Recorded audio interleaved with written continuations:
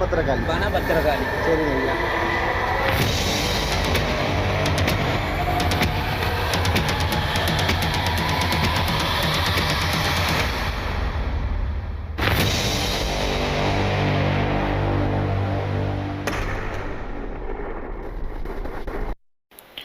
வணக்கம் நண்பர்களே, இந்த பதிவில் நம்ம கொல்லிமலையில் இருக்கிற எட்டுக்கையம்மன் கோயிலை பற்றி தான் பார்க்க போகிறோம்.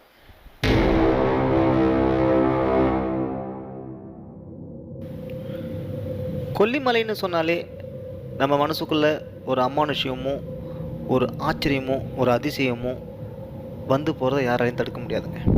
ஏன்னா காலங்காலமாக கொல்லிமலைன்னு சொன்னாலே நம்மளை அப்படி தான் வந்து காதால் கேள்விப்பட்டிருக்கோம். இன்னும் சொல்லப்போனால்